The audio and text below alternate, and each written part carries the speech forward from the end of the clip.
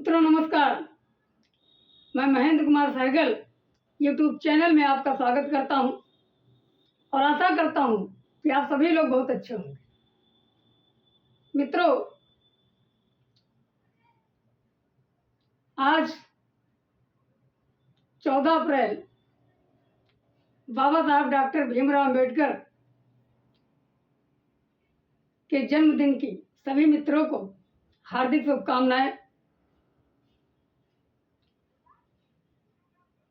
मित्रों, बाबा साहब जैसे महान व्यक्तित्व को भारत में ही नहीं बल्कि पूरी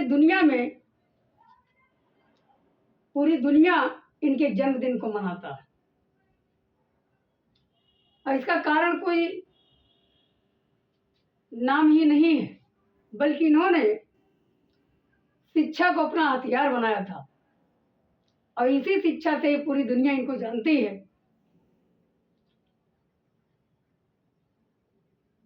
उन्होंने एक स्टेटमेंट दिया था कि शिक्षा वह शेरनी का दूध है जो जितना पिएगा उतना दहाड़ेगा।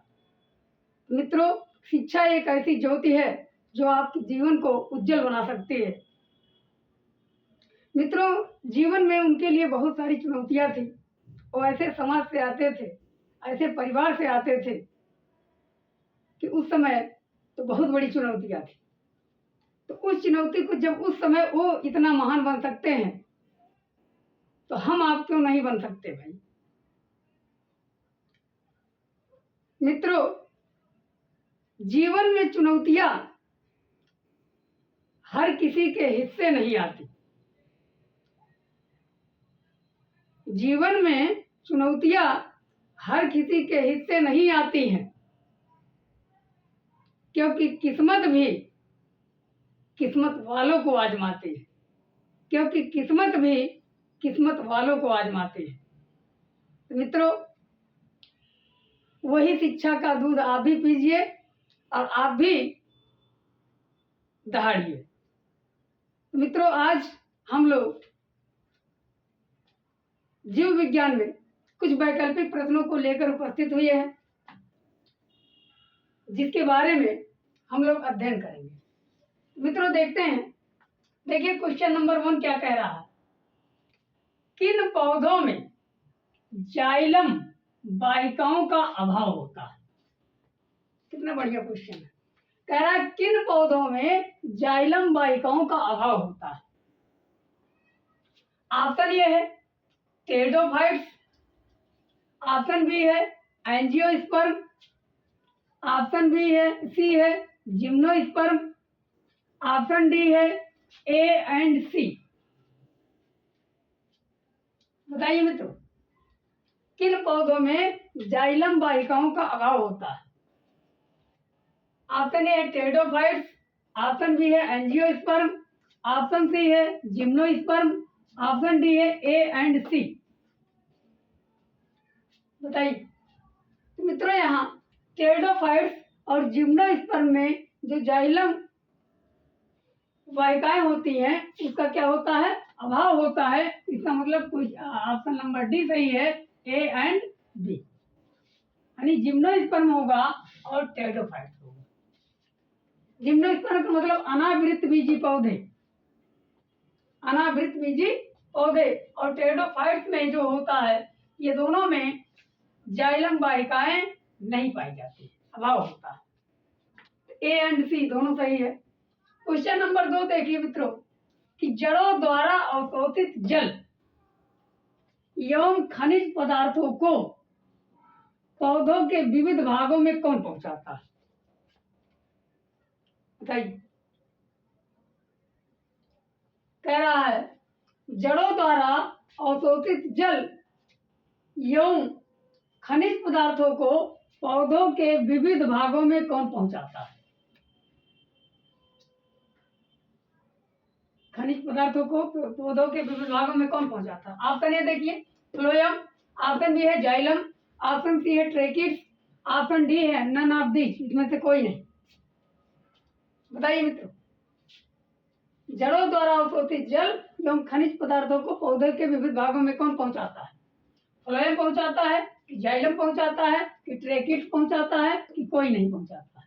इसमें ऑप्शन नंबर बी है मित्रों, जाइलम जो होता है यही जड़ों द्वारा जो अवशोषित जल है वो खनिज पदार्थों को पौधों के विभिन्न भागों में पहुंचाता है। क्लियर? अब क्वेश्चन नंबर 3 देखते हैं। कह रहा फाइकोलॉजी में किसका अध्ययन किया जाता है? फाइकोलॉजी में किसका अध्ययन किया जाता है? ऑप्शन ए है फंजाई का, ऑप्शन बी है एल्गी का, ऑप्शन सी है बैक्टीरिया का, ऑप्शन डी है वायरस का। कह रहा फाइकोलॉजी में किसका अध्ययन किया जाता है? फंजाई का, एल्गी का, बैक्टीरिया का या वायरस का? बताइए। इसका ऑप्शन नंबर बी सही है मित्रों, एल्गी का। फाइकोलॉजी में एल्गी का अध्ययन किया जाता है, यानी शैवाल का अध्ययन किया जाता है। आइए मित्रों क्वेश्चन नंबर 4 देखते हैं। कह रहा हरे शैवाल कैसे पादप है? हरे शैवाल कैसे पादप है? ऑप्शन ए है ऑटोट्रॉफ, ऑप्शन बी है हेटेरोट्रॉफ, ऑप्शन सी है मोनोट्रॉफ, ऑप्शन डी है डायोट्रॉफ। बताइए मित्रों इसमें से कौन सही है? हरे शैवाल कैसे पादप हैं? ऑटोट्रॉफ होते हैं मित्रों, स्वपोषी होते हैं। कैसे पोषी? ये क्या होते हैं? स्वपोषी। क्या होता है मित्रों? स्वपोषी होता है, ऑटोट्रॉफ होते हैं। क्लियर? अब क्वेश्चन नंबर 5 देखिए क्या कह रहा है। कह रहा है भारतीय आधुनिक शैवाल विज्ञान के पिता की उपमा किसे प्रदान किया गया है? फिर से समझ लीजिए। भारतीय आधुनिक यानी मॉडर्न इंडियन एल्गोलॉजी के पिता कौन है? उपमा किसे प्रदान किया गया है? Peterson, option A Peterson, option B है एमओपी आयंगर, ऑप्शन सी है सिनेट्स, ऑप्शन डी है ऑल ऑफ दी। इसमें से सभी। भारतीय आधुनिक शैवाल विज्ञान के पिता की उपमा किसे दी जाती है मित्रों? तो इसका ऑप्शन नंबर बी सही है। एमओपी आयंगर जो थे वो भारतीय आधुनिक शैवाल विज्ञान के पिता माने जाते हैं और उन्हीं को ये उपमा की संज्ञा दी जाती है। क्लियर मित्रों? अब क्वेश्चन नंबर 6 देखिए क्या कह रहा है। कह रहा रबर क्षीर कोशिकाएं या लेटेक्स सेल कहा जाता है। रबर क्षीर कोशिकाएं या लेटेक्स सेल किस पौधे में पाई जाती है? यूफोर्बिया, ऑप्शन बी है मदार, ऑप्शन सी है कनेर, ऑप्शन डी है इनमें से सभी। तो रबर क्षीर पौधे या लेटेक्स सेल किस पौधे में पाई जाती है मित्रों? यूफोर्बिया में पाई जाती है कि मदार में पाया जाता है कि कनेर में पाया जाता है कि सभी में पाया जाता है? तो मित्रों यहाँ ऑप्शन नंबर डी सही है। यहाँ सभी, इनमें से सभी, यानी यूफोर्बिया में भी पाया जाता है, मदार में भी पाया जाता है और कनेर में भी लेटेक्स सेल पाई जाती है, रबर क्षीर। क्लियर? अब क्वेश्चन नंबर 7 देखिए। एंडोडर्मिस और हाइपोडर्मिस का निर्माण किससे होता है? एंडोडर्मिस और हाइपोडर्मिस का निर्माण किससे होता है मित्रों? तो एंडोडर्मिस और हाइपोडर्मिस का निर्माण यहाँ देखिए ऑप्शन ए है पेरिब्लेम, ऑप्शन बी है कार्टेक्स, ऑप्शन सी है पिथ, ऑप्शन डी है ए एंड बी दोनों। एंडोडर्मिस और हाइपोडर्मिस का निर्माण किससे होता है? बताइए मित्रों। एंडोडर्मिस और हाइपोडर्मिस का निर्माण किससे होता है? तो यहाँ ए एंड बी दोनों सही होगा। ऑप्शन नंबर डी सही है मित्रों। यहाँ ए एंड बी दोनों सही है। कारण क्या है?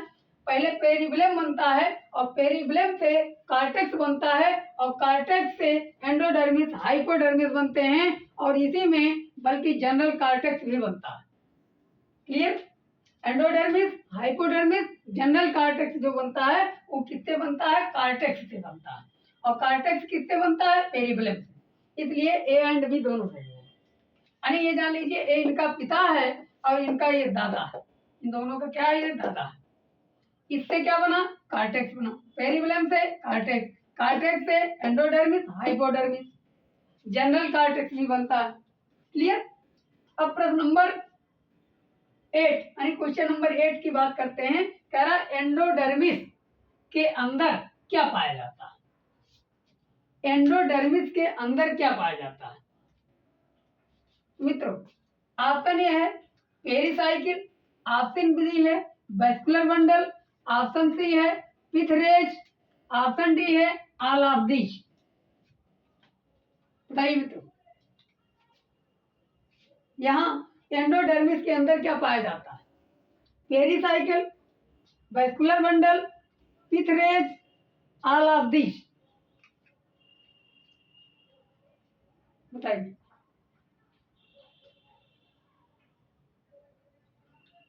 यहाँ ऑल ऑफ दीज सभी सही है मित्रों। यहाँ जो है ऑल ऑफ दीज यानी पेरिसाइकिल पाई जाती है, वेस्कुलर बंडल पाया जाता है, पिथरेज पाया जाता है, पिथ पाया जाता है, ये 4 पाए जाते हैं। क्यों, कैसे होता है? जैसे अगर हम बात करते हैं कि मान लीजिए एंडोडर्मिस है, पहली चीज तो जान लीजिए एपिडर्मिस होता है, फिर ग्राउंड टिश्यू सिस्टम होता है, बाहर क्या होता है? एपिडर्मिस। मान लीजिए क्या पाया जाता है? एपिडर्मिस, इसके अंदर एपिडर्मल टिश्यू पाए जाते हैं, फिर ग्राउंड टिश्यू पाए जाते हैं, ग्राउंड टिश्यू के बाद जो पाया जाता है वो वेस्कुलर टिश्यू पाए जाते हैं। कौन टिश्यू? Vascular tissue. अब वेस्कुलर टिश्यू के अंतर्गत जो है एंडोडर्मिस पाया जाएगा, एंडोडर्मिस। अब एंडोडर्मिस के अंदर क्या पाया जाएगा? पेरिसाइकिल पाया जाएगा, पेरिसाइकिल। पेरिसाइकिल के अंदर वेस्कुलर बंडल पाया जाएगा और वेस्कुलर बंडल के अंदर पिथरेज पाई जाती है। वेस्कुलर बंडल के अंदर बल्कि 3 पार्ट होते हैं, जाइलम होता है, फ्लोएम होता है, कैम्बियम होता है। इसके बाद इसके अंदर क्या पाया जाता है? पिथ पाया जाता है, पिथरेज पाई जाती है। तो ये इसी प्रकार का स्ट्रक्चर ही बनता चला जाता है। तो अगर यहाँ पूछा गया एंडोडर्मिस के अंदर क्या पाया जाता है, तो एंडोडर्मिस के अंदर पेरिसाइकिल पाई जाती है, क्योंकि एंडोडर्मिस से सारा घिरा रहता है। और पेरिसाइकिल और इसके बाद वेस्कुलर बंडल, और वेस्कुलर बंडल में 3 होते हैं, जाइलम, फ्लोएम और कैम्बियम। और इसके बाद क्या होता है? पिथरेज होता है, पिथरेज के अंदर बीच में एकदम पिथ होता है। क्लियर? चलिए मित्रों, हम लोग क्वेश्चन नंबर 9 पर चलते हैं।